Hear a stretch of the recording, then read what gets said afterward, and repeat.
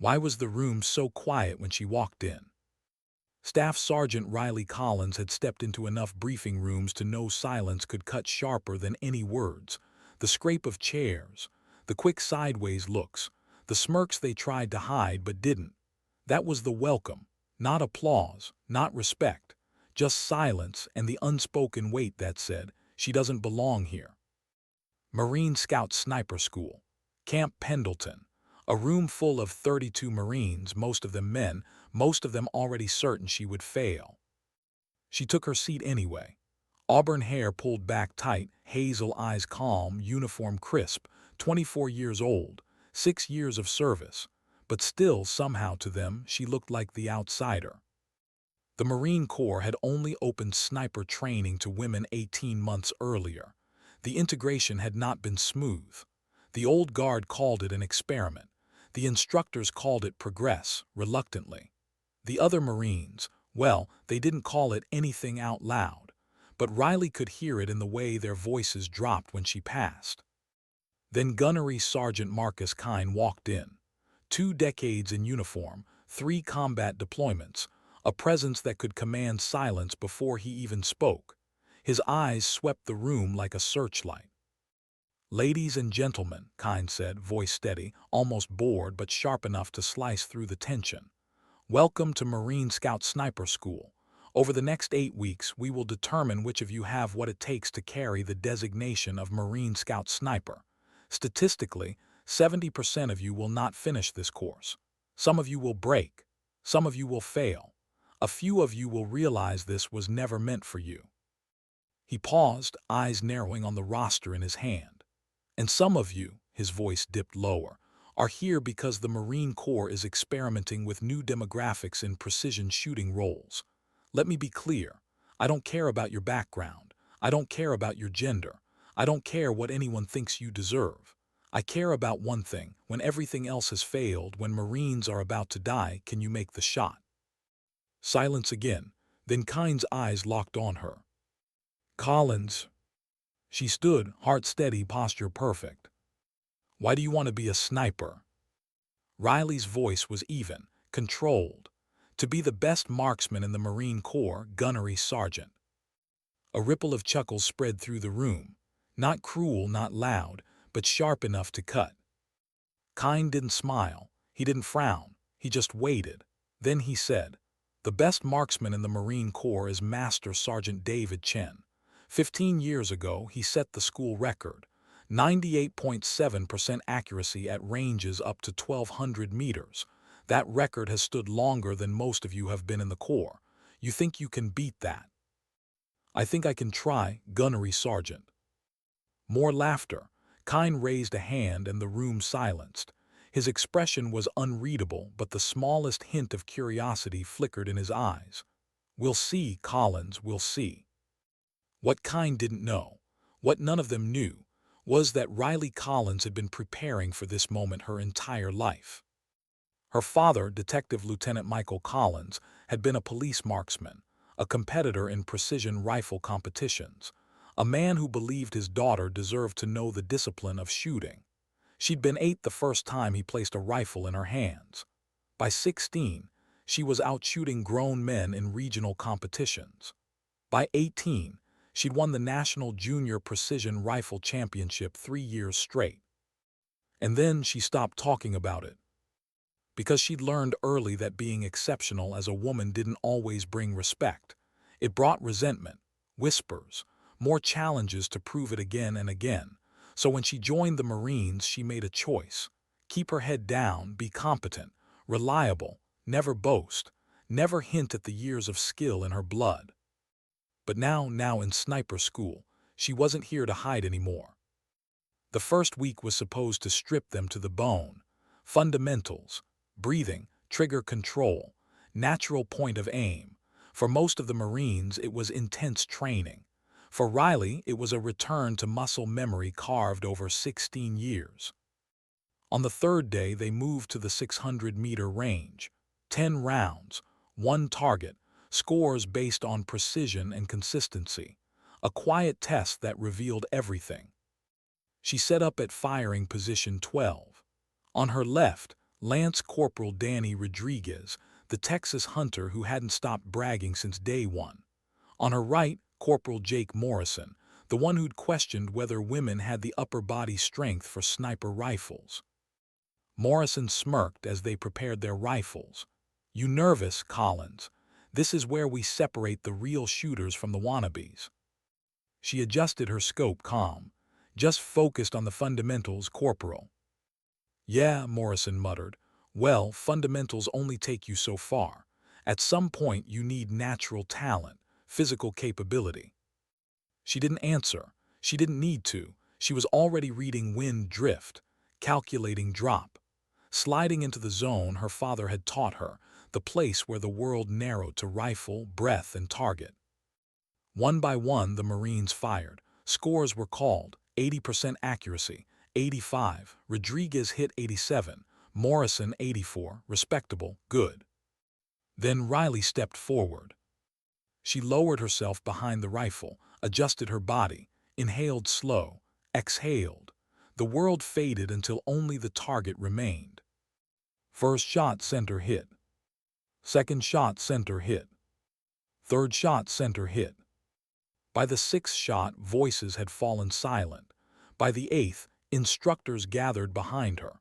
By the 10th, you could hear the wind move through the range, but nothing else. The range officer checked the target. Then his voice cracked through the loudspeaker. "Collins firing position 12. 10 rounds fired. 10 hits scored, all within the X-ring. 100% accuracy." No one laughed now. Gunnery Sergeant Kine walked to her position, looked through his scope, looked at her. For the first time his eyes softened, not approval, not yet, but interest. "Collins," he said slowly, "have you shot competitively before?" "Yes, Gunnery Sergeant. Civilian competitions." "What kind?" "National-level precision rifle." A pause, his expression almost broke into a smile. "Almost. I see. And you didn't think that was relevant to Marine sniper training?" "I didn't think it was relevant to the Marine Corps, Gunnery Sergeant." Something in his gaze shifted. Respect, reluctant but real. "Tomorrow, 800 meters. We'll see how relevant it is then." She didn't nod, didn't smile, just said, "I, Gunnery Sergeant." But inside, a memory tugged at her. The mornings before school when her father drove her to the range, his hand steady on her shoulder, saying, "Patience, Riley. Focus. The bullet only goes where your heart already is." Now, standing on that range, she realized he had been preparing her for more than competitions. He'd been preparing her for this. That night in the barracks, whispers traveled. Collins shot a perfect score. Collins might be better than anyone here. Collins could break Chen's record. But to Riley, the whispers didn't matter. What mattered was the quiet knot in her chest, because she knew something no one else knew, not even Kine. This wasn't about records or pride or proving anyone wrong. This was about survival, about the moment when Marines' lives hung in the balance and there would be no margin for error. And that moment was coming. Why did her hands feel so calm when everyone else expected them to shake? The next morning the range was already alive with tension. The sun hung low, the mist still rising from the hills. Marines were checking scopes, cleaning bolts, whispering nerves into their rifles. The chatter was louder than usual because everyone knew what was coming. Yesterday, Riley Collins had silenced a room. Today, they wanted proof it hadn't been luck. Gunnery Sergeant Kine stood at the edge of the firing line, arms folded, eyes fixed on her. 800 meters, he announced. 15 rounds, wind conditions shifting. This is where fundamentals give way to skill. One by one, Marines took their positions. Their shots cracked downrange, brass casings clinking against the gravel. Scores were respectable, 70%, 80. Good Marines, trained shooters, but Kine's eyes weren't on them. His gaze tracked only one person. "Collins, position 7, step forward." She lowered herself to the ground, movements deliberate, mechanical. Her heart rate steady. She let the weight of the rifle sink into her shoulder, let the familiar press of the trigger rest beneath her finger. The wind tugged lightly at the grass, shifting just enough to matter. She calculated, adjusted, exhaled. First shot center. Second shot center. Third center. By the 10th, the whispers had stopped again. By the 15th, silence wasn't surprise anymore. It was awe. Collins, position 7, the range officer called. 15 rounds fired, 15 hits, 100% accuracy. A murmur swept through the ranks, perfect again. Rodriguez whistled low. Morrison muttered something under his breath, eyes narrowing. And Kine didn't hide his smirk this time. Tomorrow, Collins, he said almost lightly. 1,000 meters. Let's see how long you can hold your breath. That night the barracks buzzed with stories. Marines spoke in low voices, trading disbelief for grudging respect. Collins might be the real thing. Collins might actually be better than them. But Riley sat on her bunk, quiet. Her hands folded, her gaze distant. It wasn't arrogance that filled her. It was weight. Because every perfect shot only raised the bar higher, and she knew records were easy compared to what waited beyond this school. Perfect in training doesn't mean perfect in combat. The next day the range stretched farther. 1,000 meters now. Air thicker, mirage shimmering above the targets. Every factor multiplied. The earth itself began to matter, rotation, curvature, invisible forces tugging at the bullet. Riley settled in. She felt the heat of eyes on her, the invisible pressure of expectation. She reminded herself of her father's voice. The target is already yours. Don't chase it. Let it come to you. She exhaled, pulled, fired. Center. And again and again. 15 shots, 15 perfect impacts, 1,000 meters, no misses. The silence afterward was different now. Not disbelief, not even awe, it was something heavier. The silence of men realizing the old order was shifting. By the end of that day, word had spread beyond their class. Other Marines from nearby training courses drifted to the range, curious to see for themselves. Who was this young woman breaking everything they thought unbreakable? And then came Friday. 1,200 meters. The record. The distance where Master Sergeant David Chen had carved his name into history 15 years earlier.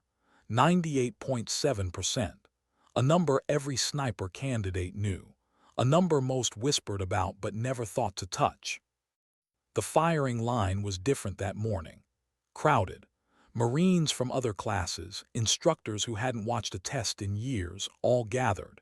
Even Chen himself, the legend, had driven down from the base to see if the rumors were true. Kine addressed them all, his voice ringing across the field. 15 rounds, 1,200 meters, the far edge of precision shooting. Master Sergeant Chen holds the record. 14.8 hits out of 15, 15 years, untouched. Today, Collins will attempt it. Every head turned toward her.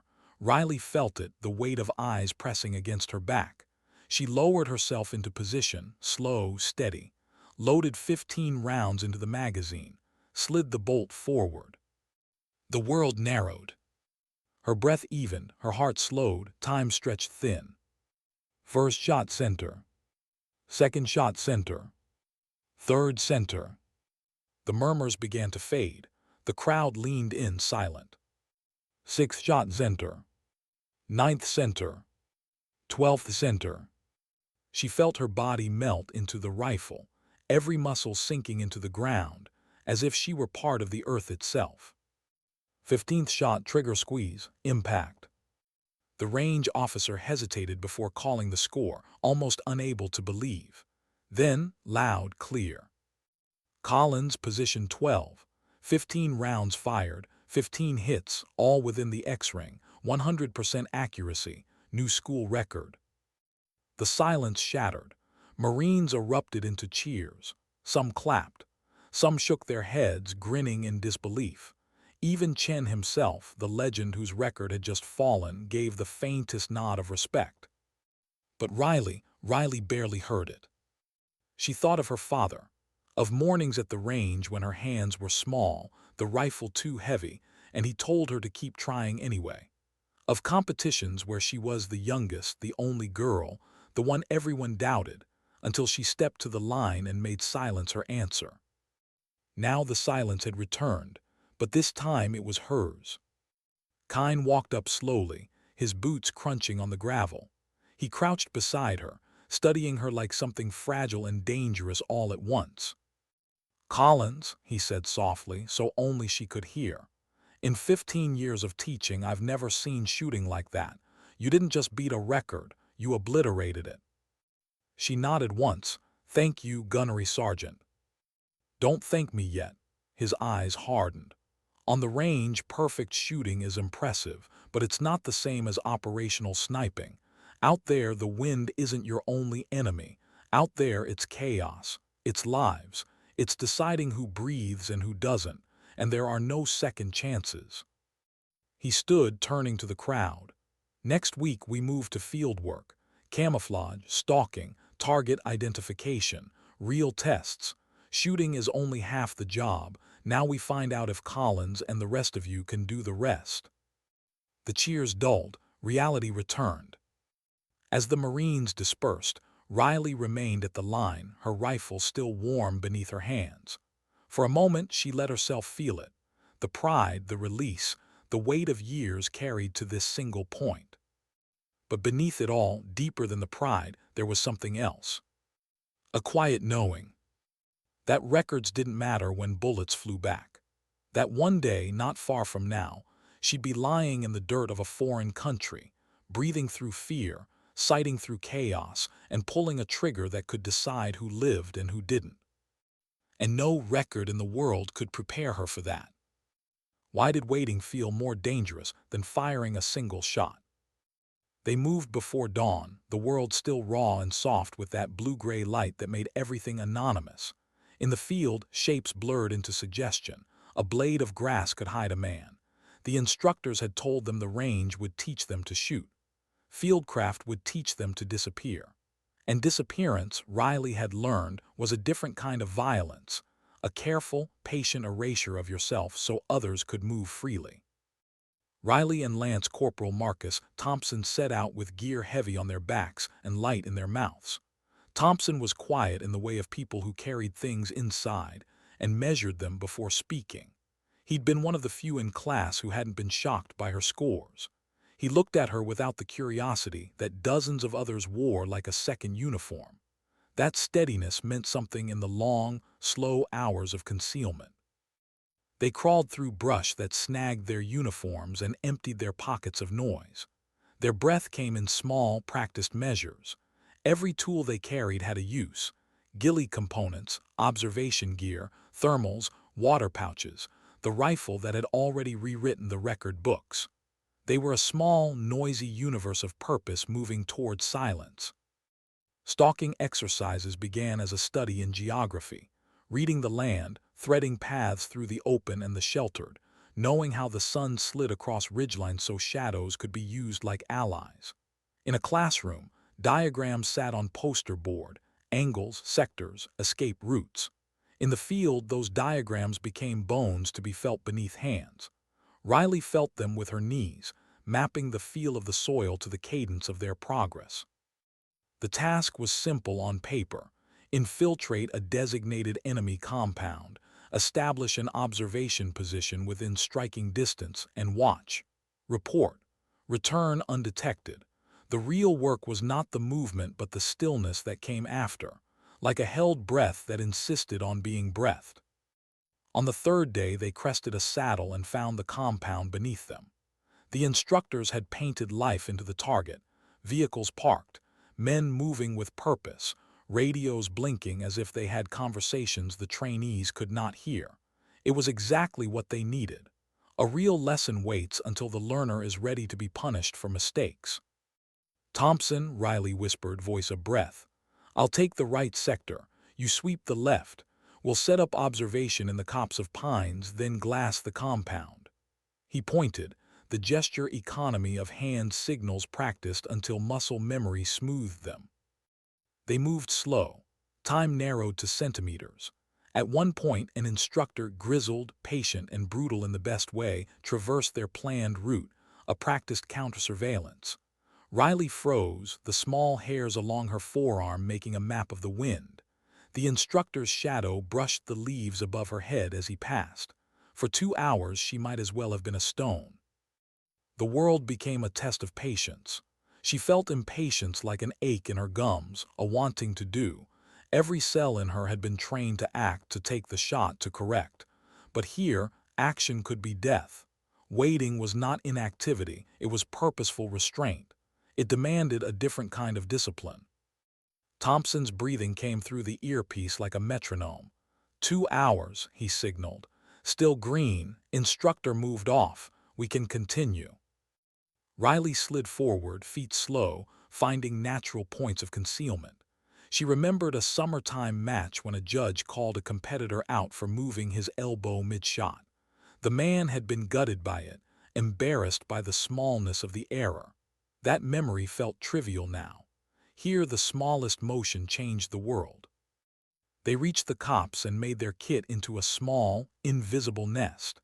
Ghillie material pulled and tied with fingers that would finish bleeding if they weren't careful. The net over the scope had to be precise. Reflections were betrayals.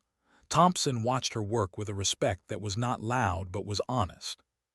"Report ready," he murmured. "Ready," she said. Her voice was quieter than the rustle of wool. "I'll spot, you call."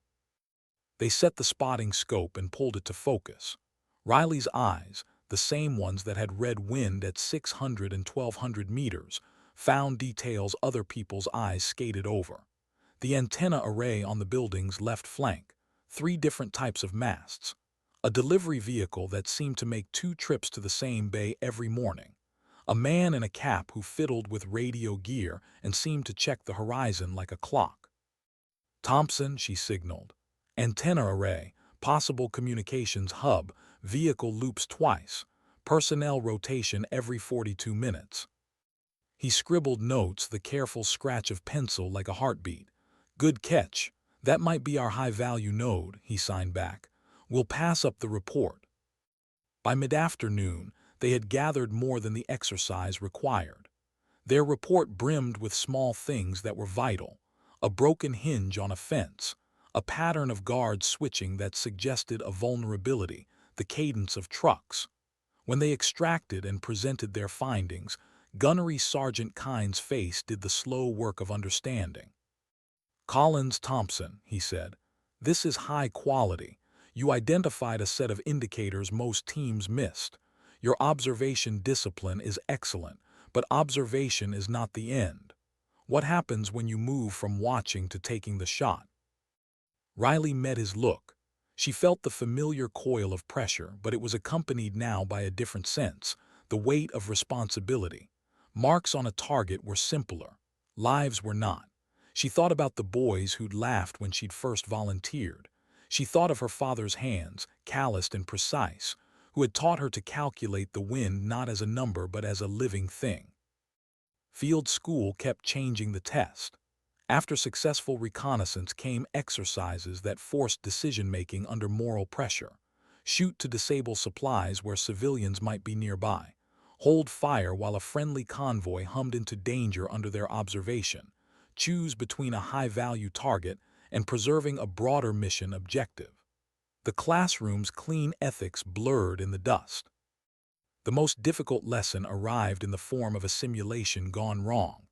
The instructors created an evolving problem set, a friendly unit moving into a kill zone because of faulty intel, an opposition element repositioning to threaten them, a lone civilian caught in the wrong place. The students were told to adapt, to prioritize, to decide. Riley watched the scenario unfold through her scope and felt cold in her throat. A man moved into the compound's courtyard with a pack that looked too big for errands. In their simulation, it was an IED. In the real world, it could be a water heater. There was no guidebook for the hollow in her stomach, the private ledger that weighed probabilities against faces. "You know the rules," Thompson whispered. "Positive ID, collateral assessment, command confirmation." But radio traffic clicked and fizzed, distorted by interference. The decision window narrowed like a closing jaw. Riley found herself praying for the analytical clarity of a competition. The target is here. The shot is yours. Instead, she had confusion, faces, context. The murder of indecision sits in the mouth like iron. She took a breath and thought about the strange justice of training. It teaches you to kill with care, to be the hand that ends danger only when it must end. To be a sniper was to carry a ledger of choices that never balanced evenly. "Hold," she whispered into her throat mic. "Not enough positive ID. Possible civilian, we watch." The feedback came like a soft blow. Kine's face, visible in the distance with binoculars. "You'll fail the exercise," he signed, hands clipped. "You'll lose points for not engaging a high-value demonstrative target." Riley felt the tally mark rise in her chest, the calculus of training versus the calculus of humanity. She made the call anyway. That choice would cost them in assessments. It would not, she told herself, cost lives. The after-action was quieter than expected. Kine didn't lecture. He asked questions. He made them measure the decision against every metric the Corps used to value things: mission success, force preservation, collateral considerations. In the long, careful debate, Riley heard something she hadn't expected: approval threaded with exhaustion. "You made a judgment call," Kine said finally. "You considered the variables. You chose a course that prioritized life over optics. Sometimes that's the harder and the right thing to do. But remember this: in combat, hesitation and morality are uneasy roommates. You need both, but neither can be indecision." Riley folded his words inside herself like a bandage. The balance they required would not be found in manuals. It would be hammered out in the small, private moments when a bead of sweat ticked down a temple and an enemy was 300 meters away. Night stalking came next. The world inverted. Thermal signatures glowed like constellations. The guard on the roof was no longer a shape, but a warmth. The rules of concealment shifted. Even breath could betray a shape of heat to the wrong optics. Riley learned to translate the language of electricity into the poetry of human movement. The rifles were strange beasts when they were instruments against the dark. On one particular night, they tracked a simulated convoy moving under the cover of storm clouds. Their job was simple: observe, report, and when necessary, eliminate threats to friendly forces. 2 hours into the watch, Riley detected movement at the tree line, something that with the naked eye would have been background. Through thermal, it became a man and a reflection, a radio, signals that told a tale. "Contact, right flank," she breathed. Thompson blinked his laser pointer and began the slow count. They watched as the man crossed a wire, looked up at the convoy, and began to talk into a handset. The threat was real under the heat of the screen. Riley felt the gravity of the moment like the pull of iron. She adjusted the rifle's aim, disciplined, precise. But then she saw a child's shape shielded behind a wall. Her finger eased from the trigger guard. Collateral, she thought, that small word made whole with conscience. She had been trained to end danger. She had also been trained to recognize the shadows of civilians. "Hold," she mouthed. "We'll mark the position, call for overwatch." They encoded the contact, fed it up the chain, and watched until the convoy had moved safely past. Later in the debrief, Kine did not scold. He asked how they might have reduced risk without losing the chance to protect the convoy. The answer was never easy. It required thinking in spirals. What if, and then what, and then what? This is what the Corps meant when they said snipers were thinkers as much as shooters. By the time the week in the field ended, something in Riley had shifted. The easy pride of a perfect score on a range felt distant, like shell casings cooled in a gutter. Fieldcraft had taught her that perfection was not the absence of error but the acceptance of consequence. She had learned to be invisible, to hold life in the balance, and to choose with a small mercy when the world demanded cruelty. Thompson roused from a short sleep and looked at her across the small, packed earth bed. "You okay?" he signed. His expression was open in a way that asked for an answer and offered shelter. She smiled, the movement small and honest. "I'm tired," she said, "but I'm learning." He nodded. "You see why this isn't just about shooting." His hand tapped the stock of his rifle with affection. "This is a mind thing. You can shoot, Collins. Now you have to be patient enough not to, too." In the quiet after, when the others slept and the world shrank to embers and breath, Riley thought of the days with her father again. He had taught her to read more than wind. He taught her to read the human thing inside the chest. In the end, her skill with a rifle would be measured by what she chose to do with it. That lesson sat on her like a second pack, heavy, necessary, part of the weight she would carry forward. She had broken a record. She had proven her accuracy. In the field, however, accuracy was only a language.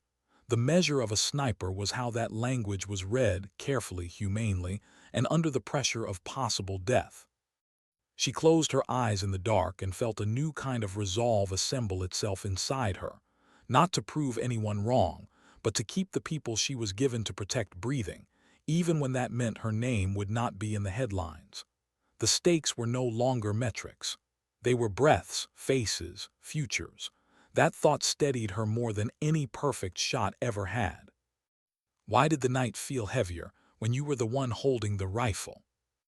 The order came quiet, clipped, without drama: overwatch, support patrol, eliminate threats. Simple words, but Riley understood what they meant.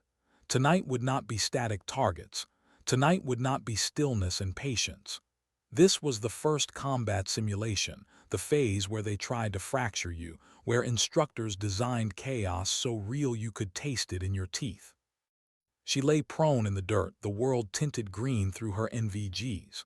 Thompson, steady as ever, crouched beside her, the spotter scope trained. Beyond them, 800 meters out, a Marine patrol moved ghost-like through a cluster of abandoned structures, their boots silent but their presence loud in Riley's head. She was their shield, their guardian, though they could not see her face. "Second-story window, east side," Thompson whispered. "Thermal shows armed sentry, rifle. Angle covers the patrol's approach. Distance 847 meters. Wind negligible, clear line."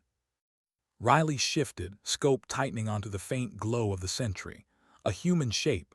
Shoulders, barrel, the subtle weight of someone watching.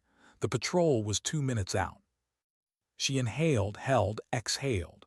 Her finger slid smooth over the trigger, the rhythm drilled into bone. The rifle cracked once, sharp and absolute. The glow vanished. "Target down," Thompson confirmed. His voice wasn't triumphant. It was matter of fact. They had neutralized a threat. They had opened a door for the Marines below. Riley kept scanning, her breath slow, measured. "Contact north corner, roof level," Thompson hissed. She rotated. Another faint glow, crouching to fire.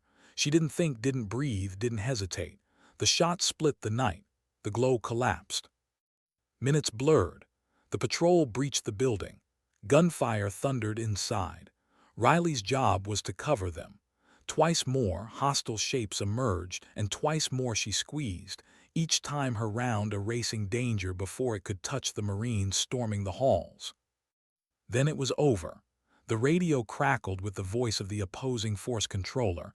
"Exercise complete. Patrol secure. Overwatch disengage." Riley lowered her rifle, her cheek wet where the stock had pressed against her skin. She hadn't noticed her own tension until it released, a flood down her arms. The instructors arrived. One of them, an older staff sergeant with scar tissue under his eye, stood where she'd fired her last shot. He looked down at her like a man considering something fragile, something he didn't want to admit he respected. "Collins," he said, "3 targets engaged, 3 neutralized, all long range, all in low light, precision without hesitation. That's what separates a marksman from a sniper." She swallowed, trying to process the words. She had performed perfectly, yet the echo inside her wasn't pride. It was something heavier. Because the targets might have been simulated, but the decisions had been real. That weight didn't vanish when the round was paint. It lodged somewhere deep, where even victory carried its own cost. Kine appeared from the shadows. He'd been watching. He had always been watching. His nod was small, deliberate. Collins, that was exceptional. Then quieter, closer. But remember, combat doesn't wait for you to line up perfect. Out there, you'll fire with blood in your eyes, with chaos at your back, with men screaming into your radio. Out there, you'll fight not for records, but for breaths. She held his gaze. Yes, gunnery sergeant. But as they walked back to camp, Riley couldn't shake it. She had shot clean, made the kills, but beneath the precision she felt the moral echo. In competition, the bullet ended with applause. Here, even in training, the bullet ended with silence that demanded reflection. The next simulations grew harsher. Daylight raids, moving overwatch, civilian interference. Equipment failures built into the scenario, forcing students to adapt. They had to decide, fix the weapon or switch to secondary, continue mission or withdraw. Every hesitation drew instructor fire, blank rounds snapping the air, instructors' voices barking over radios. You're dead, Collins, patrol compromised. Try again. Riley failed once. A simulation where three hostile silhouettes emerged at once, unpredictable angles, the chaos overwhelming. She fired too quickly, clipped one, missed another. Thompson called corrections, but the seconds evaporated. The exercise ended with Kine's voice sharp and cutting. Collins, perfect on the range means nothing if you can't think under fire. Get your head out of records. Think like a sniper. That night, alone in her bunk, she sat upright in the dark. She replayed the miss over and over until her chest ached with frustration. She wasn't angry at Kine. She was angry at herself, because she knew what he was saying. Accuracy is not enough. It was Thompson who broke the silence. From his rack across the room, his voice drifted quiet but steady. You didn't fail. You learned. She almost laughed. That's a neat way to phrase it. It's the truth, he replied. Every miss is a tuition fee. You pay, you learn, you don't repeat. She lay back, staring at the ceiling. His words calmed her more than she wanted to admit. By the final simulation week, the stress tests had sharpened her. Her breathing slower, her decisions quicker, not careless, decisive. The culmination exercise placed them against an entire hostile compound. Multiple windows, multiple threats, no perfect angles. The patrol below moved in with her rifle watching overhead. Contact rooftop, distance 962, Thompson called. Acquired, Riley said. She fired once. The silhouette vanished. Two more west flank, approaching the patrol. She shifted, two shapes moving fast. She calculated drop in half a heartbeat, fired, one down. The second broke into a sprint. She tracked, squeezed, fired again. Clean hit. Her chest burned with concentration. She felt the rhythm now, the strange calm where chaos became predictable, like music you could anticipate even when it thundered. When the simulation ended, instructors walked the field. They had watched her. They had recorded every choice, every hesitation, every squeeze. One of them, a man who hadn't spoken a word to her all course, finally said it. Collins, I've run this scenario for 8 years. I've never seen anyone keep it that clean under pressure. Kine nodded once, the approval in his eyes sharp and unflinching. You demonstrated what few Marines achieve, clarity under chaos. That's the sniper's gift, not the shot, the calm before it. Riley exhaled, the tension bleeding from her body. But inside she carried the truth. Calmness wasn't a gift. It was a burden you learned to carry. Because every trigger she pulled was a promise. One she would one day have to keep in a world without instructors, without simulations, without the safety of knowing no one really died. That night she couldn't sleep. She stared at the ceiling again, listening to Thompson's even breathing across the room. Her chest was heavy, but not with failure, with the understanding that something inside her had shifted. She was no longer just a shooter who could break records. She was learning to be a sniper, the kind who could decide when a life ended, the kind who had to live with it after. And that thought, more than any bullet, was the weight she carried into sleep. What do you do when the rules of training collide with the rules of conscience? They dropped into the training area at dawn, packs heavy, rifles balanced across their shoulders. 50 square miles of rough terrain stretched ahead, mountains that cut the sky, forests that swallowed sound, valleys where heat shimmered like mirages. For 7 days, Riley Collins and Marcus Thompson would be ghosts here, hunters and hunted, invisible or eliminated. The instructors called it a field exercise, but everyone knew what it really was, the closest thing to combat without live rounds, a week-long test of everything they had learned, and a rehearsal for the moment when mistakes would mean bodies, not demerits. The rules were simple on paper: infiltrate enemy territory, establish concealed observation posts, gather intelligence, engage designated high-value targets when opportunities arose, survive, extract. Simple words, but the field stripped away simplicity. By the second day, Riley understood why this phase broke so many. It wasn't the shooting, it was the waiting. Hours stretched into silence. Sweat crawled down her spine, ants bit at her wrists. Her heart threatened to break its rhythm when she froze for too long in the brush. Yet still she held, because to move was to risk being seen, and being seen was death. Thompson whispered into his throat mic as they scanned the valley. Contact, far compound, 3 vehicles, personnel unloading crates, looks like weapons sim. Riley adjusted her scope. Copy, not in briefing, documenting. She drew careful notes, her handwriting steadier than her pulse. Details mattered, details always mattered. By Wednesday morning, the mission shifted. Riley scanned the ridgeline through her optics and froze. Movement, not the smooth, patterned rhythm of instructors acting as the opposing force. This was erratic, clumsy. A Marine in friendly uniform, stumbling, limping hard on one leg. And behind him, 3 figures fast, closing in, weapons raised. Thompson, she whispered, 200 meters southeast, one friendly, injured, pursued by OPFOR. He swung his scope, cursed under his breath. That's Rodriguez, leg looks bad, he's separated from his team. The words hit Riley's gut like stone. Rodriguez, the brash Texan who never stopped talking about hunting, who smirked at her first perfect score. He was a classmate, a Marine, and he was seconds from being overrun. Their orders were clear: maintain concealment. Do not engage unless part of the designated mission set. The instructors wanted them to focus on their objective, not detour into rescue. That was the rule. But rules felt small when you watched a Marine about to be dragged down. "What's the call?" Thompson asked quietly. Her mind raced. Officially they did nothing. They watched, they reported. That was the clean choice, but unofficially. Unofficially, this was her moment of truth. She adjusted her scope, breathing slow. The pursuers were closing. Range 1,200 meters, the same distance at which she'd broken the school record. But this wasn't paper targets on a range. This was movement, wind shift, a wounded man's life. Riley exhaled, settled into the zone. The first shot cracked through the valley. The lead pursuer went down, his vest sensors flashing red, dead in the rules of the exercise.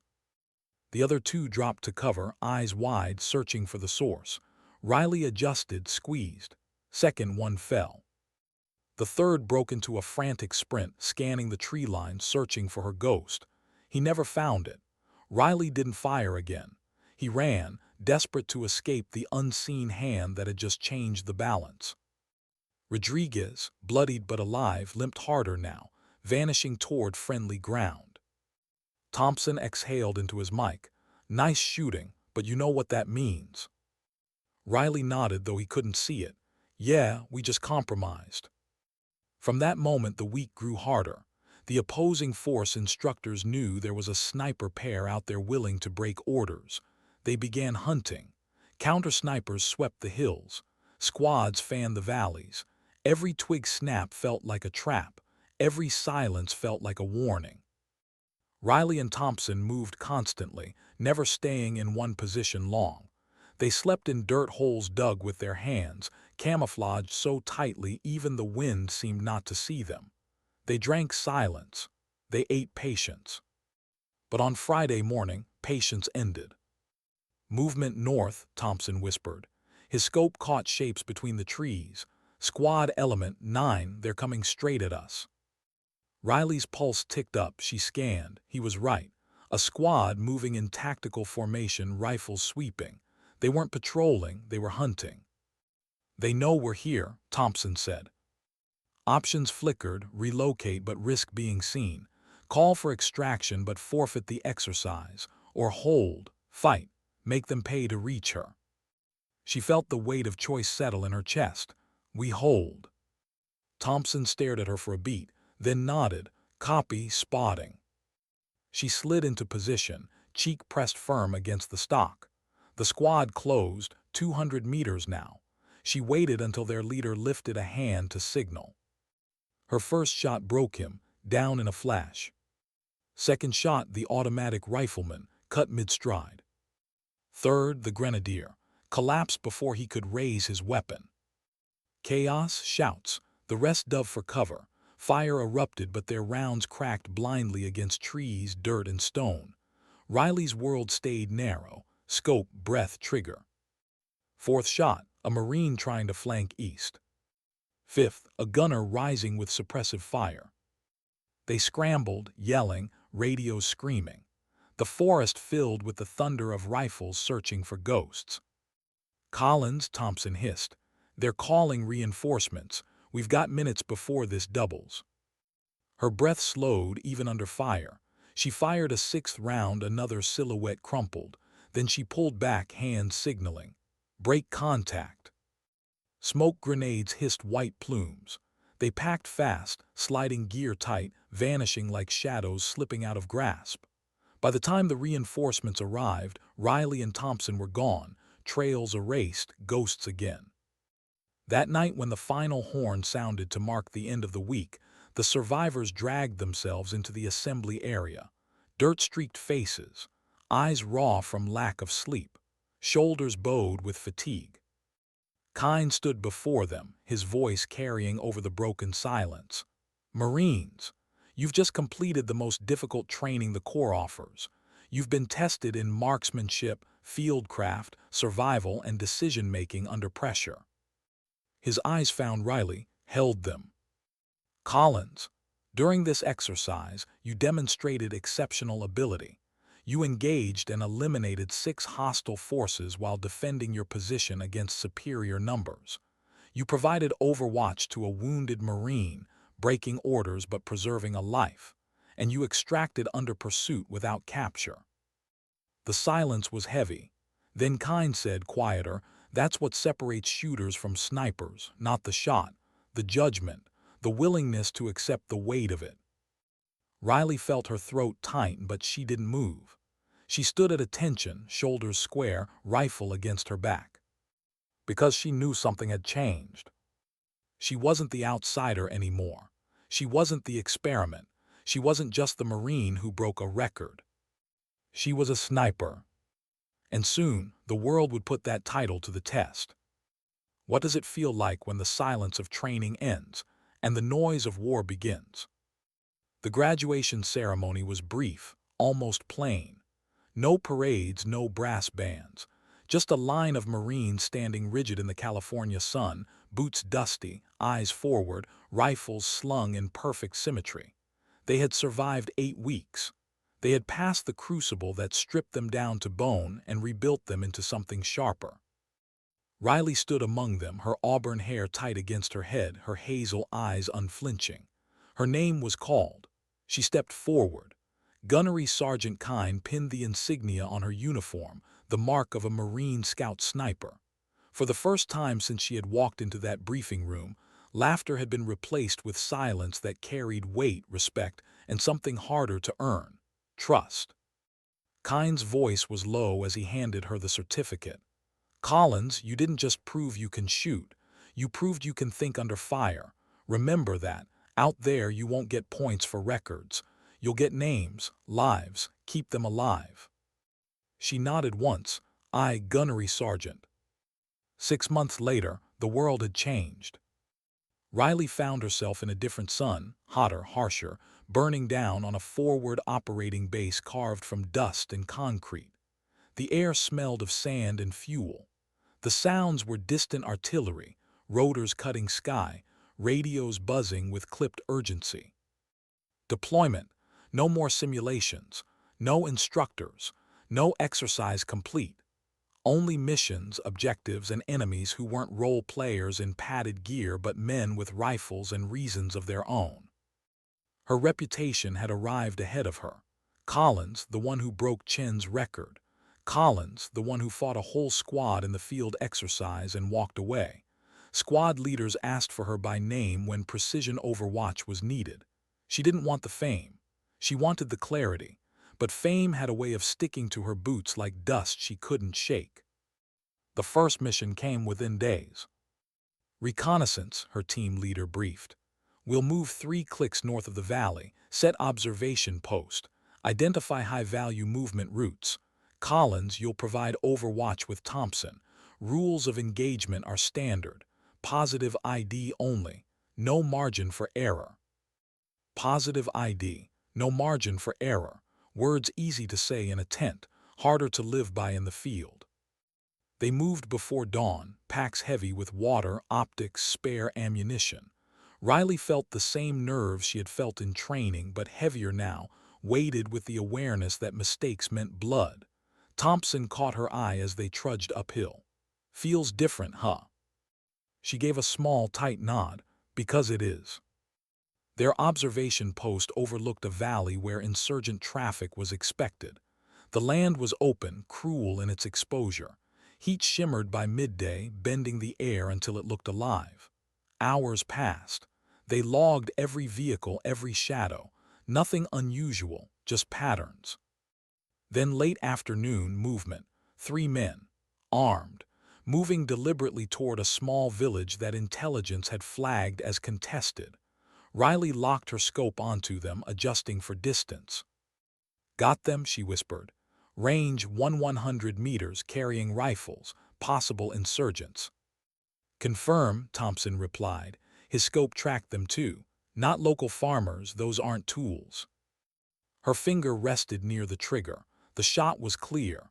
One squeeze and she could end them before they reached the village. But protocol demanded positive identification. Weapons weren't enough. Intent mattered. Target designation mattered. The men stopped at the village's edge. They spoke briefly to someone unseen, then slipped into a building. Thompson cursed under his breath. "We wait, Ro, we wait." She exhaled, easing her finger back. Waiting was harder than shooting. Minutes later, a boy ran from the same building. Barefoot, carrying nothing but fear in his stride. He vanished down the alley. Riley's chest tightened. Civilians, family maybe.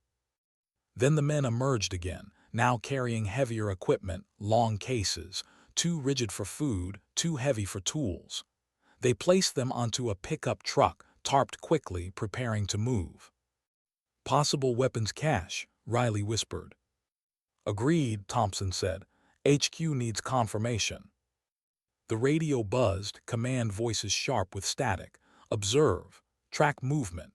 No engagement unless hostile intent is direct." And there it was again, the rule of war. Watch. Wait. Endure the knowledge that sometimes letting them walk was more dangerous later. That night, as they exfiltrated under stars too bright for comfort, Riley couldn't shake the image of the boy. Innocence slipping through the same doorway that carried rifles and cases. How did you separate them? How did you weigh them? Days later, the balance broke. Another patrol, another valley. This time, no waiting. Insurgents ambushed a marine convoy, rifles erupting from tree lines, RPG streaks cutting the air. Radios screamed for overwatch support. Riley and Thompson were already prone, rifles trained. The world was chaos, smoke, gunfire, shouts, trucks grinding to a halt. She didn't think. She acted. "Contact rooftop," Thompson shouted. She adjusted, squeezed. A man fell, his RPG tumbling harmlessly away. Two more, tree line, west flank. Her scope snapped, breath locked, trigger squeezed. Another dropped. A third tried to run, but her round found him before he cleared the open. She didn't hear her own shots anymore, didn't hear Thompson's steady voice.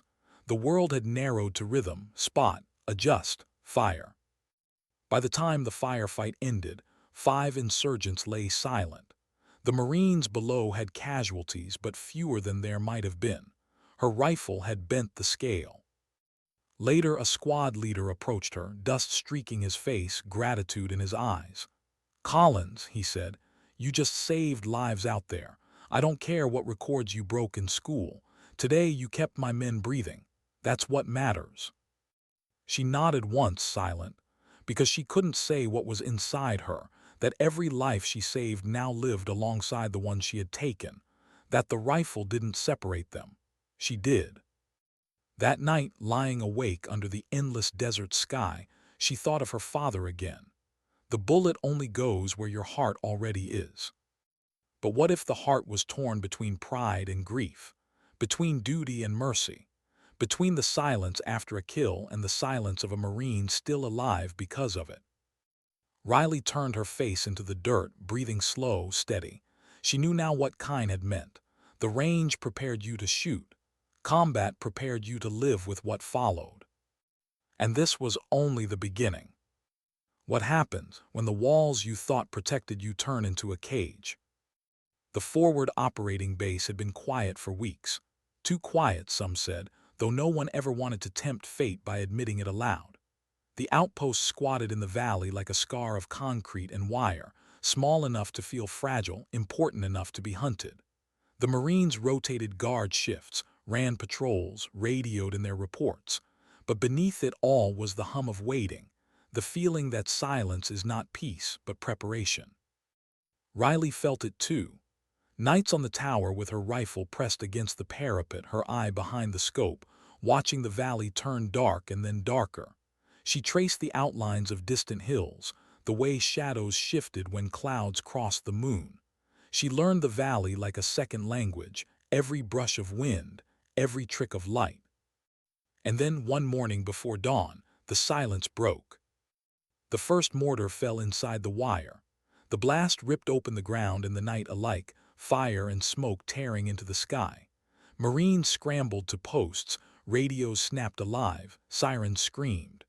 Riley's body moved before thought, rifle, scope, scan. "Impact North Ridge," Thompson's voice came sharp beside her. He was already tracking the launch point, a plume of smoke curling from the hillside. "Acquired," Riley said. Her scope found a figure adjusting a tube, silhouette framed against the pale firelight. She squeezed and the figure dropped. But there were more, always more. Tracers stitched across the wire. The base erupted in answering fire. Mortars kept coming, each blast shoving dirt and metal into the air. Through the chaos, Riley's calm returned. Not peace, clarity. She scanned, adjusted, fired. One insurgent down, another reloading. She took him before his round left the tube. Below, the Marines cheered between shouts, but Riley didn't hear them. Her world was narrowed to her scope and the weight of her breathing. Hours stretched. The attack didn't relent. What began as a barrage turned into a siege. By midday, they knew they weren't facing a quick strike. The enemy had committed. The days blurred into one long test of endurance. Riley rotated between towers, eyes raw from scope strain, hands blistered from the rifle's bite. Sleep came in scraps. Food was dry rations eaten between shifts, if at all. The smell of cordite, dust, and blood became constant. On the third day, Thompson found her staring downrange at a ridgeline where nothing moved. Her eyes were bloodshot, her face streaked with grit. "You need to rest," he said. She shook her head. "If I rest, someone dies." He didn't argue.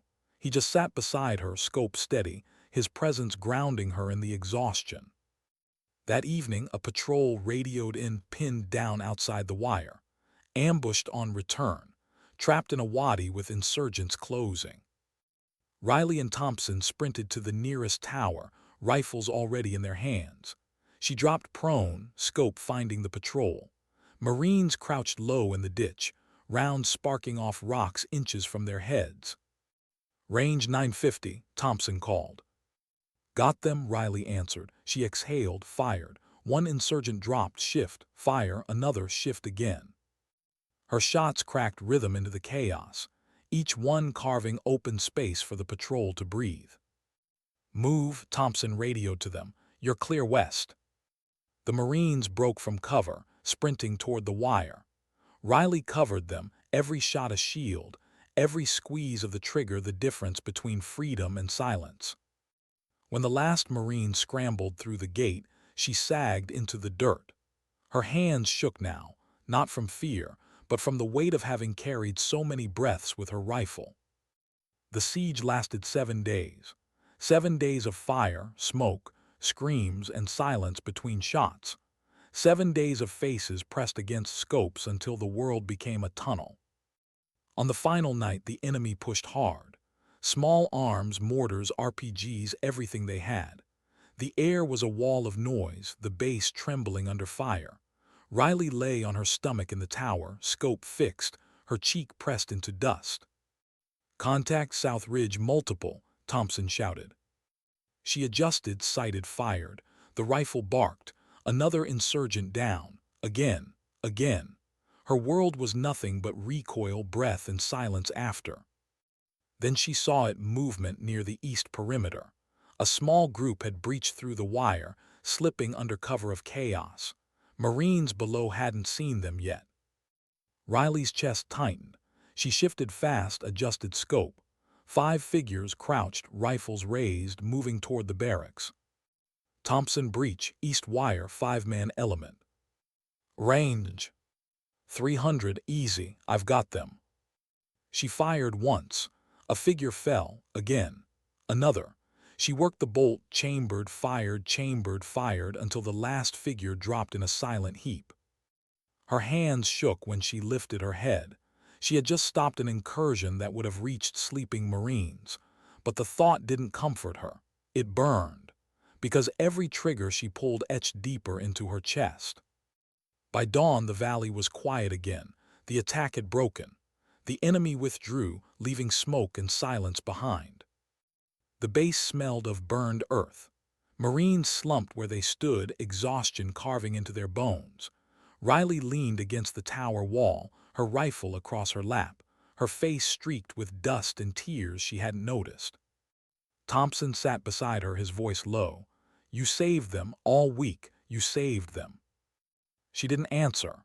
She couldn't, because the images wouldn't leave, the silhouettes in her scope, the boy in the village, the faceless shapes she had erased one by one. She thought of Kine's words again. Out there, perfect shooting isn't about records. It's about keeping Marines alive. And he had been right.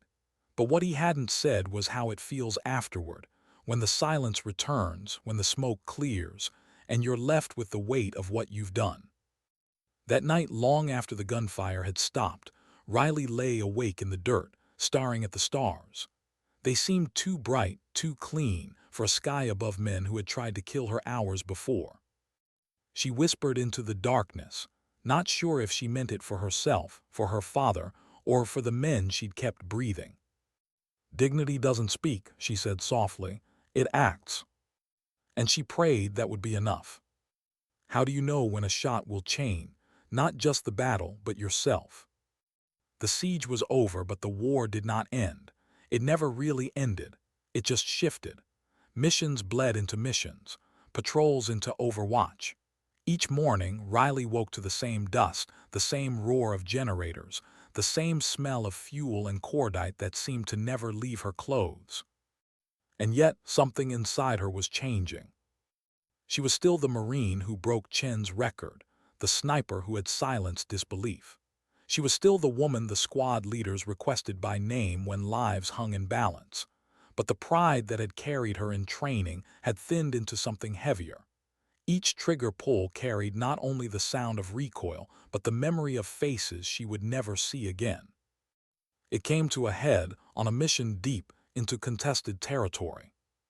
Her team had been tasked with overwatch for a joint operation, Marines moving to disrupt a weapons smuggling network believed to be arming insurgents across the region.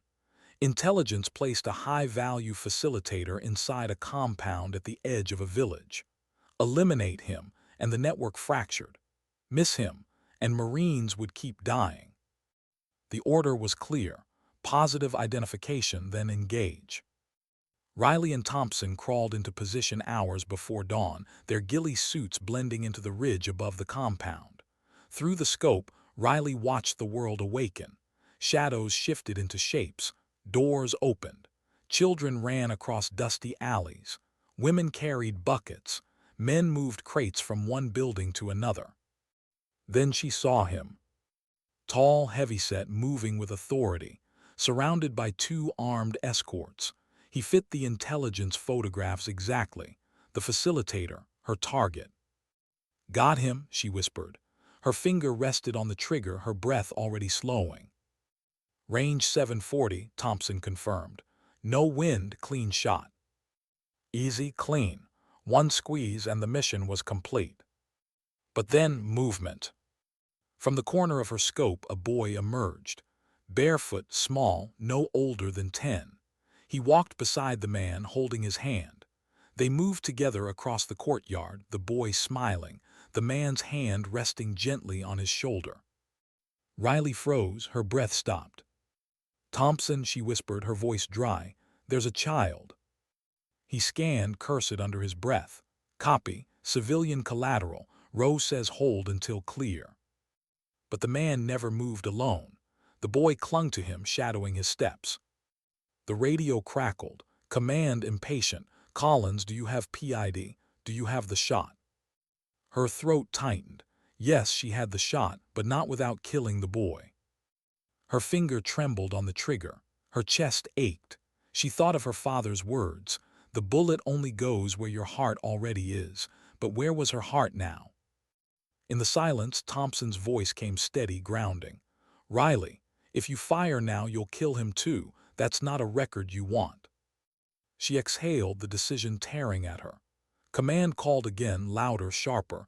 "Collins, engage. Engage the target now." Her voice was low but firm. "Negative, civilian collateral, target not clear." Static, then anger. "Collins, that's a direct order. Do you copy?" She swallowed hard. Her hands shook, but her voice did not. "I copy," still holding, no shot. The facilitator disappeared into the building, the boy at his side. Opportunity lost. Mission compromised. The extraction was silent, tense.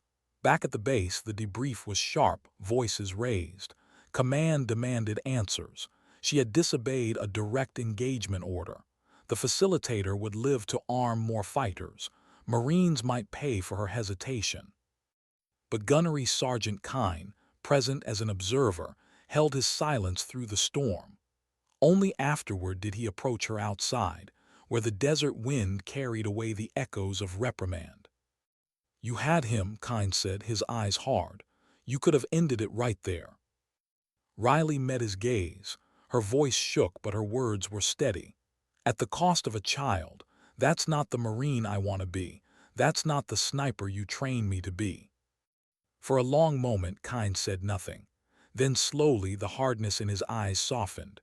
"You made a choice, a hard one, maybe the right one, maybe the wrong one. That's the truth of this job, Collins. There are no clean shots, only the ones you can live with." She nodded, silent. That night, alone in her bunk, she felt the weight of it press down on her. She had defied orders. She had let a target escape. She had chosen conscience over command. And yet, when she closed her eyes, she did not see failure. She saw the boy, barefoot, still alive. The next morning, Marines nodded at her in passing, some with respect, some with doubt. Rumors spread, but Riley didn't chase them. She carried her rifle, her silence, and her decision like armor. Weeks later, word came down. The facilitator she had spared had been eliminated in another operation. Different time, different team, different sniper. The mission had succeeded anyway. But Riley knew the truth. The boy had lived, and that was enough. Months later, as her deployment wound down, she stood once more on the perimeter tower, rifle balanced across her knees.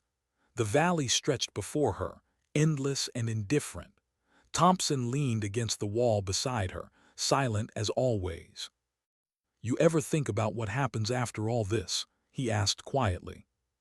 Riley kept her eye on the horizon, every day. And she exhaled.